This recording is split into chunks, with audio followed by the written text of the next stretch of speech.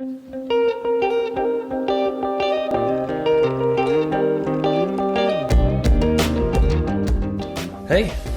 Well, we're back. well, last time we talked about the introduction to the second story, had a fun little detour on source criticism, and I felt like I had a pretty good discussion on the tree of life and the tree of the knowledge of good and bad. Not the tree of life and the tree of knowledge of good and evil, but good and bad. I thought you did a really good job of helping us better understand the Hebrew word that gets translated in the ESV, at least, as evil. As a better translation is bad. So. Yeah, I guess I should have said this a little more. I wish I had last time, but just that idea of evil brings this kind of mystical idea to the passage sometimes, where they're, by eating this fruit, they're gaining some kind of malevolent power or something like that wasn't there previously. Right. Right. And I don't think that's what the text is trying to say. It's basically just this choice that God gives them. Like, you can choose to follow my wisdom, or you can choose to follow your wisdom. Which one will you choose? One will lead to life, the other one will lead to death, which is basically the same thing that Moses is saying, right? In Deuteronomy. Yeah. Well, now I guess we'll move on to some of the features of Eden that we see as we go through the passage. And so we talked about the stones already, with their correlation to the temple and the priestly garments, the ephod, and the foundation of the new temple, and where they show up a little bit in Ezekiel.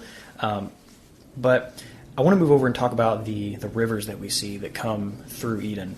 And you actually hit on this in the sermon. Yeah, the four rivers. Yeah. Significant. And so, obviously, the biblical author is trying to draw us a map. And if we follow these four rivers, we will find the Garden of Eden. Right? Why? Well, then, why haven't we done that? Let's go. I know. They disappeared on us.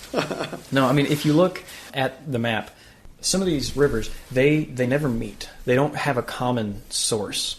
And some of them actually begin very far apart.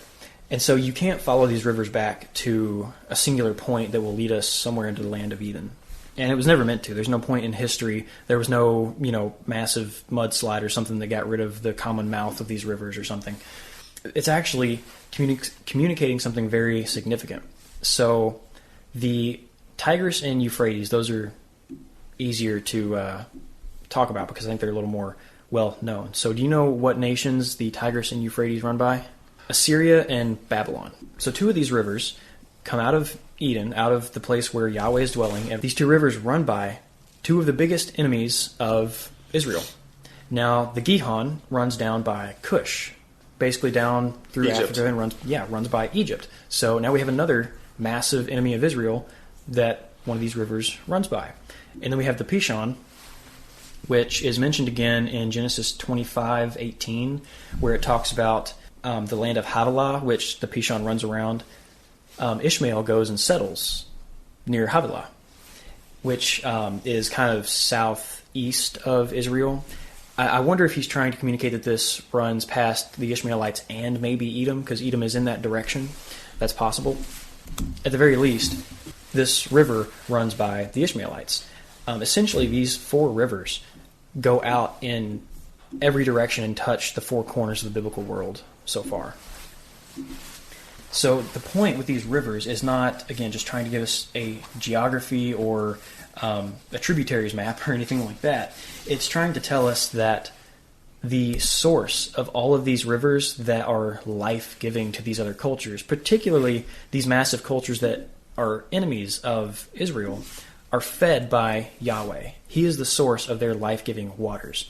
And, again, they didn't have running water. They had to live near it to survive, period. So the sources of life for these massive cultures and for these enemy cultures come from Yahweh. So one, that's kind of a slap in the face to Israel's enemies, and also, again, just shows his common grace towards the good and the bad alike. No, and it's interesting, too, that Gihon is the name of a spring in Jerusalem. Or did you say that already? No, I haven't said that already. Yeah. It's the name of a spring in Jerusalem. It was their main water source. Yeah. Actually. And so, it may be that he's trying to communicate. Again, this doesn't map on to actual geography, but he's saying, like, hey, Jerusalem feeds one of your enemies. Right. Yeah, that's interesting. Well, I think that, like, the point, and I mentioned this in my sermon, but the point of all these rivers is that it's describing Eden as this paradise of abundance where the source of life is being spread out to all these lands. Yeah. Yeah, exactly. Yeah, Yahweh is the source of abundance and life to not only Israel and to his people that are in the garden, but also to all the nations. Yes. I wonder if they can hear the music. I was just thinking, it's like, gosh, you guys get to hear music all the time here, don't you? Oh, yeah. At least that's not bad. It's the games that's like, oh my gosh, no. If you all can't hear, the high school band is playing in the background. I figure you all can hear. So yeah, that's kind of the point of the author including these rivers in the story. Now we can move on to the fun topic of the creation of woman. So it's not good for man to be alone, verse 18. And I will make him a helper fit for him. But then the next thing that happens are the animals come out. Yeah, and the really cool thing is, we've already talked about the concept of functional ontology, about separating something out and then giving it a name which is associated with its purpose, its destiny. So, in naming the animals, God is taking Adam and allowing him to take part in the creation process of the animals by... he's taking up his rulership of them. He is decreeing names and destinies for these. Yeah, Yahweh is the one that made them, that pulled them out of the dirt, formed them from the clay, and brought them to the man. But the man is the one who gets to determine what they are, what they will be. Now, what's really interesting about that is that whenever Yahweh creates the woman, he also allows Adam to name her. Right. And so the man takes part in the creation of the woman. So we are not at all going to try and tackle the find the final verdict on the egalitarian versus complementarian debate. But there are some points in this narrative that are used on both sides of those arguments that shouldn't be used on either side. So just impartially to that, I think we just want to point out some of the facts of the text so that we can better understand it. And for those who might be asking questions about that topic, at least you can come to this text a little better informed. Cool. So, I think in Adam's creation of woman, in Adam's inclusion in the creation of woman, there's definitely this aspect of you're going to care for her. This is, something that should be looked after just as you're looking after the animals. Now, what we don't have is a statement of man's dominion over woman in this text. We have very clear statements in Genesis 1 about man's dominion over the animals and his rulership of all of the rest of creation. We don't have the same statement about the woman. Well, and it's interesting, if you go back to Genesis chapter 1, that command to have dominion was given to both the man and the woman, wasn't it? Yeah. And God blessed them, and God said to them, be fruitful and multiply, and fill the earth and subdue it, and have dominion over the fish of the sea and over the birds of heavens and over the living things that move on the earth. And so that command wasn't just given to the man, it was given to humanity in general. Right. And they were also made male and female as the image. Yeah. So she's a co-image, a co-royal representative, a co-king. And I just want to point that out, that at least from this particular text, you can't use that creation thing to say, or that creation aspect that man is included in, to say that that is pointing towards the rulership of man over woman, even though he does get that over the animals. There's a distinction between being given dominion and taking part in the creation. Right. Well, and I talked about the word helper. Yeah. Here is not this idea of like my little buddy who's gonna my assistant, my assistant or my secretary. In fact, that word often is used to describe God as our helper, and so we need to be careful not to misunderstand that word also. Yeah, it's often used as David crying out to Yahweh for military help. So it's more so, it's not I need some assistance to do the tasks that I don't want to do, or to delegate these things out. It's more so there's a deficiency in my abilities, and I need some more muscle to get it done, or some more whatever. And so the woman here comes as corresponding to the man to be an integral part of his kingship over creation. Yeah, to fix the problem of something not being good. Because that's the context of, right? It's not good for the man to be alone. So what's the answer to that? Well, I will make him a helper, somebody to fill that need, because he is insufficient by himself.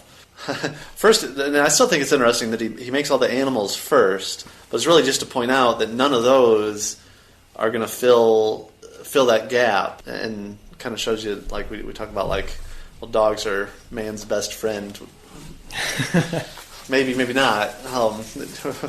Even a dog is not sufficient to fill the gap and what humanity needs, and so the woman was created.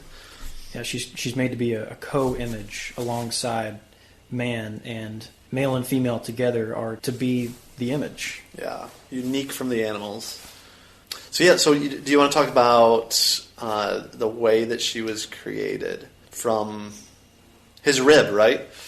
Right. Exactly. Yep. Well, maybe we should start out with the deep sleep. Oh yeah. That he went into.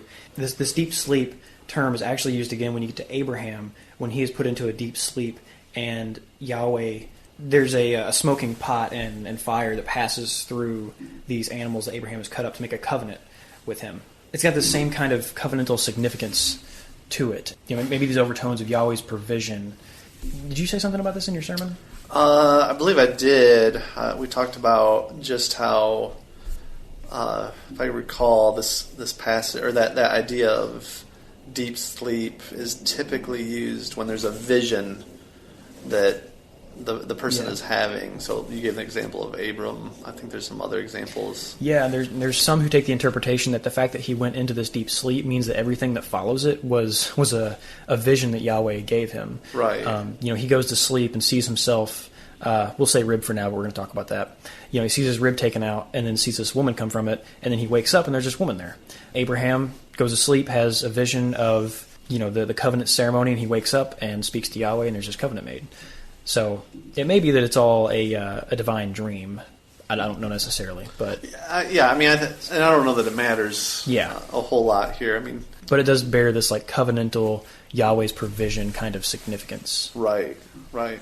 Yeah. So the word for rib here in Hebrew is, what is it? Selah.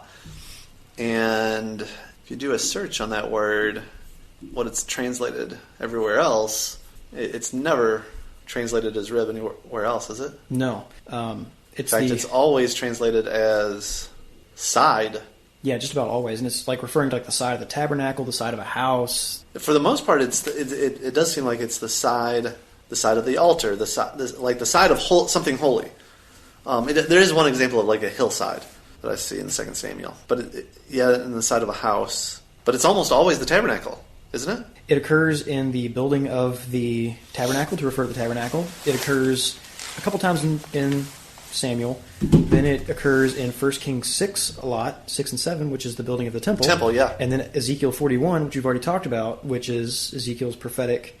Man. Yeah. I got to think about that for a while. Yeah, I think it's interesting. I don't know if it's significant, but it's at least... I'm sure. It seems like there's something going on there. With there just being concentrations of that word in those tabernacle temple contexts, there's something going on here. Now, what it means that he takes the side and creates the woman, I don't know, but but the point that we're trying to make here is that it's more than just a bone that was taken out of Adam. It's like he was literally split in half. That a side of him was taken to create the woman. A better understanding of this passage is to not just think of a single bone, but to at least the rib cage. Yeah, woman truly is the other half of man, not just a small piece that was made into the woman. Right. Oh, that's good. So then, when he wakes up and then sees this other half of him, this woman that came out of man, he names her woman because she came from man. It's in Hebrew. It's actually, the wordplay kind of works because it's she shall be called Isha because she came from Ish. And he says that this is my bone and my flesh, which is family language. You'll see it later whenever Laban sees Jacob and says, truly, you're my bone and flesh. You're my family. Or in Judges 9:2, Abimelech says to some leaders of a town in his area, he wants to rule over them, and there's he's kind of a half brother of the rest of Jerubbaal's sons, and so he says, "Isn't it better that your flesh and bone rule over you than these other guys?" So it's very much this family language, which we need to remember the ideas of corporate solidarity that they had. They were not individualistic like us. They thought corporately, and so when someone is your family, that is a very significant bond. Yeah. It's very similar to us saying that they're my flesh and blood. Yeah. In fact, I feel like there was a translation that I saw where that's how they translated this. Yeah, I think I have seen that in some of the more thought for thought translations. Yeah, a little bit more liberal way of translating it. Yeah. Yeah, but it gets the point across, and it's correct in its meaning. Kind of like at a wedding where you're now husband and wife. Yes, the terminology is different, but the idea in our culture is like that is a uniting statement. Yeah. It now makes you covenantally tied together in all aspects of life. Yeah. At least ideally. It's the same kind of language, though. And I've done some weddings where there's actually a variety of ways that in our culture will kind of symbolize that idea, whether it's a unity candle or I've seen now unity sand. I had one wedding where they did spray paint. And they got a canvas and they blended their colors together and made something a keepsake basically is what they wanted to come out. But it was the same idea that we're two different people, but we're coming together to make a single unit. Yeah, and the same thing even I think whenever you see some groups within our different subcultures that will call each other brothers, because they're not actually family, but because of whether it's a common interest or some kind of commonality, some group that they're a part of, they see each other as having this deep bond. Yeah. And so it's similar language. Yeah, well, and you get to the New Testament, and that kind of family language is everywhere. Oh, yeah. Brothers, sisters, and they really focus in on just that concept of as being the body of Christ, that we're now... we are bone of my bones in a sense, where we've come together as a family, flesh of my flesh. Yeah. You really, if you know anything about honor shame cultures, like this bone and flesh language, they're entering into this family obligation to one another. This, we talked a lot about in our church Hesed, just how it has this loving loyalty idea, where it's love that is not just an emotion, but it is actually, I like how Vodi Bakum puts his definition of love. It is action that is undergirded by emotion. That's good. Something like that. My daughter Hannah is actually, I think it's due tomorrow, or maybe, I think it's due tomorrow. She's got a 5-page paper that she's got to do on the word Hesed. Oh, that's cool. Yeah. So I'm curious to read it. And again, I think this kind of goes back to Paul's mystery in Ephesians 5 that we've already talked about, where we're supposed to see Christ in the church as married, as bone and flesh. We are Christ's bone and flesh, and also one another's. We're supposed to have these chesed, honor shame culture kind of obligations to one another. Not to say that we should all become an honor shame subculture within America and form our own little offshoot societies or whatever, but this kind of dedication to one another, actual familial care, is what we're supposed to be taking part in. Yeah. Treating one another almost as close as a husband and wife treat one another. Right. In the way that they care for one another. They share everything, just like the early church where they had all things in common. Again, I'm not saying we should all go start our own little commune, but we need to keep these ideas in practice and kind of have this idea of I love these people. I am willingly obliged to these people, and if you have a problem and I have a surplus, what's mine is yours. Yeah, and it is so much swimming upstream in our culture to think that way, because in America we're so autonomous, and we don't like to ask for help because we don't want to be a burden to other people. We tend to want to not look to other people, like when we're making a big decision, like we're not going to